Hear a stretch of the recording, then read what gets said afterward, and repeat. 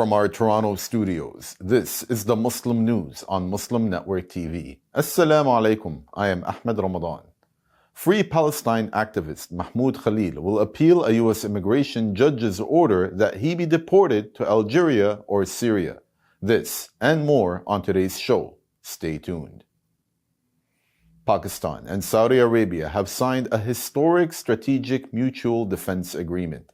Signed by Pakistan's Prime Minister Shahbaz Sharif and Saudi Crown Prince Mohammed bin Salman on Wednesday, the treaty pledges that any attack on either country will be considered an attack on both.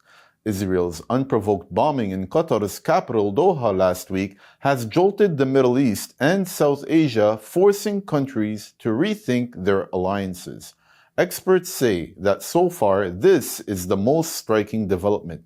The accord elevates decades of close military and political cooperation between the two countries into a binding defense commitment.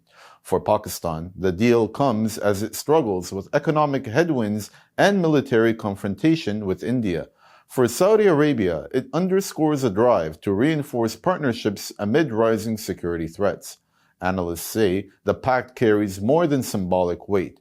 Riyadh has long provided aid and oil to Islamabad, while Pakistan troops have trained Saudi forces. Now, in a region unsettled by Israel's strike on Qatar, the two allies have signaled collective deterrence. It is unclear whether nuclear-powered Pakistan will also provide a nuclear umbrella to Saudi Arabia. Israeli soldiers killed at least 79 Palestinians and wounded 228 in the last 24 hours across Gaza, with most victims in Gaza City. The Palestinian Health Ministry said Israeli strikes since dawn have killed more than 40 people, including 35 in Gaza City, where a major ground offensive is underway. Israeli Defense Minister Israel Katz confirmed the army destroyed 25 residential towers in 2 days as forces detonated homes with booby-trapped devices. 4 more Palestinians, including a child, died of starvation, raising famine-linked deaths to at least 435, among them 147 children. This is due to Israel's months-long, ongoing blockade of food and humanitarian aid. Since March 2nd, Israel has sealed all border crossings, pushing Gaza's 2.4 million people deeper into famine conditions. Israeli soldiers killed 9 more people and injured 33 who were seeking food aid, bringing the toll of aid seekers killed by Israel and American mercenaries since May 27 to 2,513.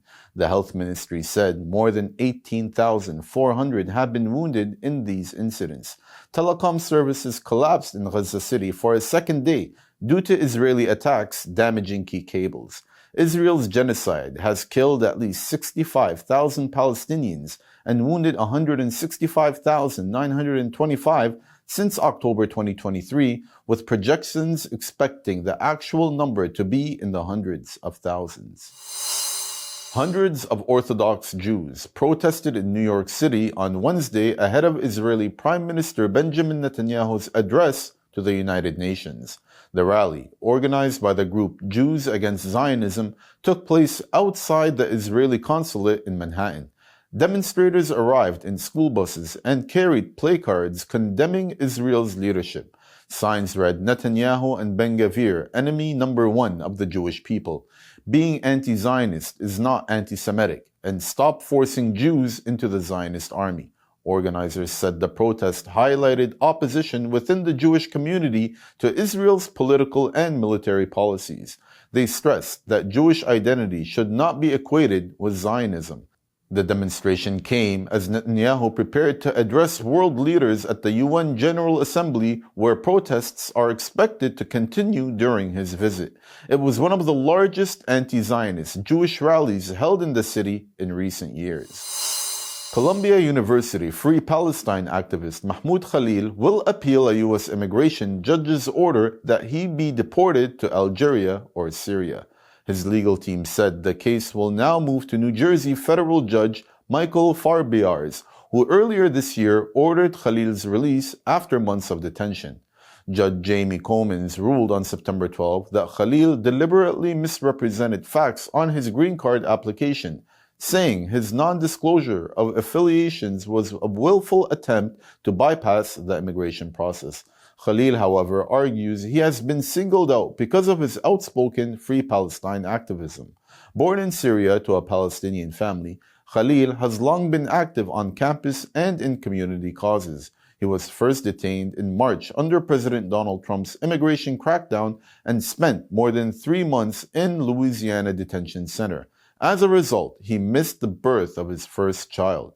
His attorneys say statements from Trump and senior officials explicitly naming him make clear his case is politically motivated. Khalil's legal team has 30 days to appeal to the Board of Immigration Appeals, but expects the process to be swift, given the administration's pressure. He also faces a pending case in Philadelphia related to allegations that his presence posed a threat to U.S. foreign policy.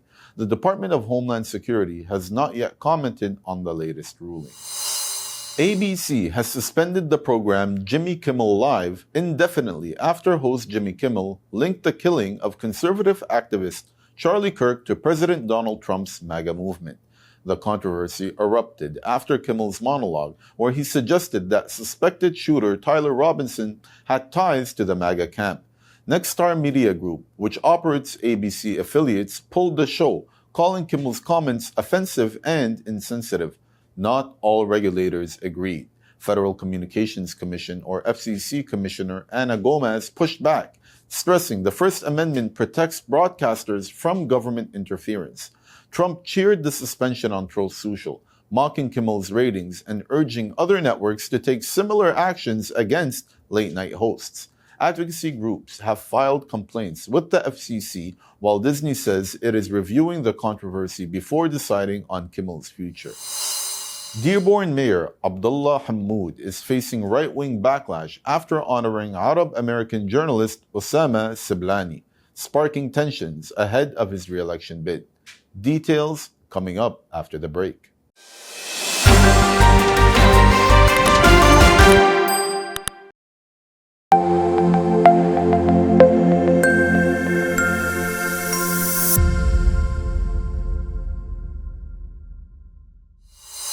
Welcome back.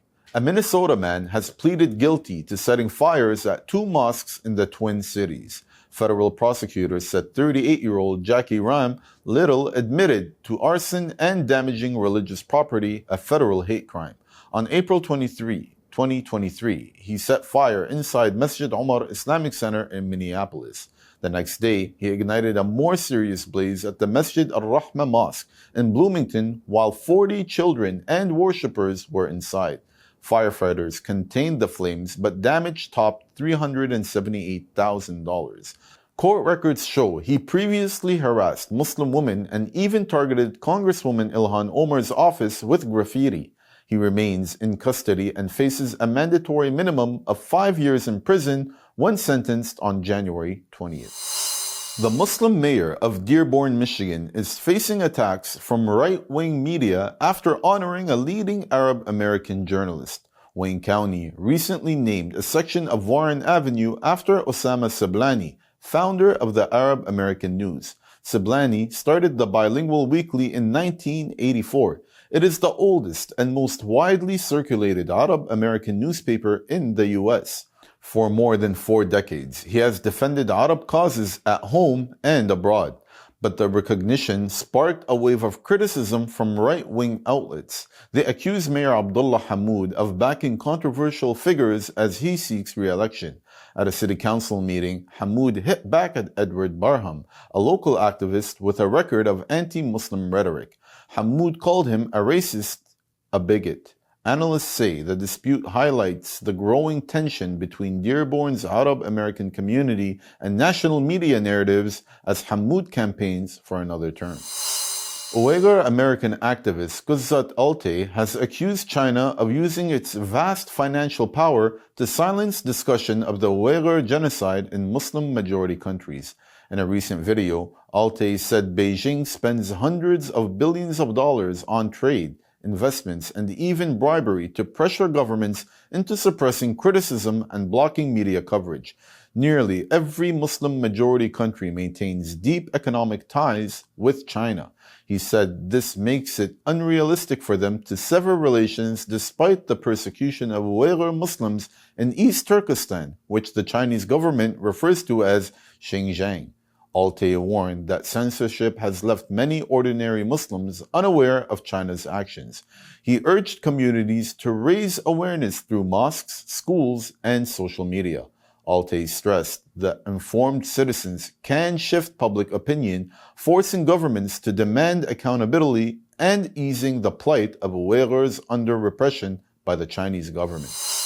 Austria has approved a nationwide ban on headscarves for schoolgirls under the age of 14. The law will apply to all schools, public and private, starting this fall. Parents who refuse to comply face fines of up to 1,000 euros.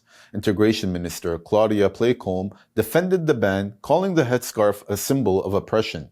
She said girls should grow up free and self-confident. The vast majority of Muslim women say wearing the hijab is not oppression but liberation, a way to reclaim control over their bodies, resist objectification, and find empowerment in defining how they present themselves.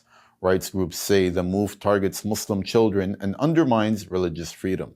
Austria's top Islamic body condemned the decision as symbolic politics at the expense of children and democracy.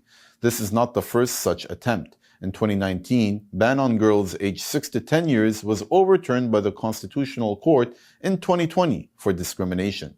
Legal experts doubt the new law will stand. Despite this, all major Austrian parties backed the measure, raising fears of further stigmatization of Muslim children. Nigeria has been named the world's most generous country in the Charities Aid Foundation's World Giving Report 2025.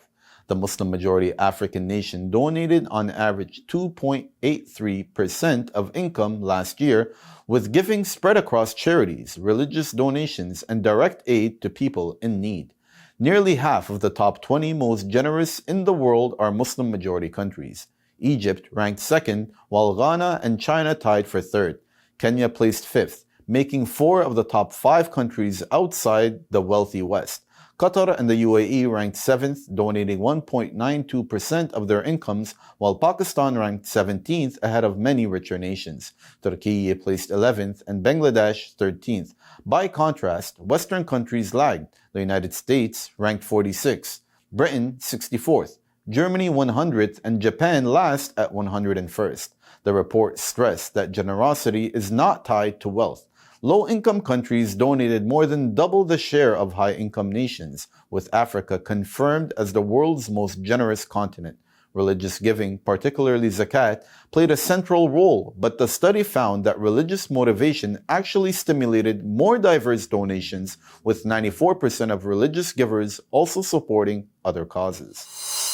In Europe, demand for modest Muslim clothing is rising fast. The market for modest fashion is projected to reach $85 billion.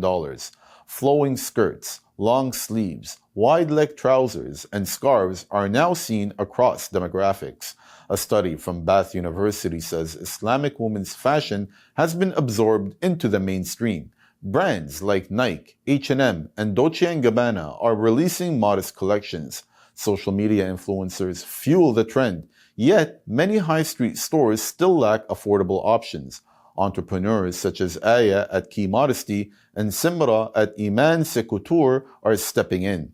Their customers include Muslim and non-Muslim women. For many women, modest fashion means self-expression, faith empowerment, and comfort. Besides showing modesty can be stylish and inclusive. That's all from our Toronto studios. Thank you for watching Muslim News. We are a community channel dedicated to bringing you stories you can trust. Please like, share, and subscribe to our content. You can also comment to let us know what you think of our coverage. You can donate now by visiting muslimnetwork.tv/donate. For more content, keep watching Muslim Network TV. Salam.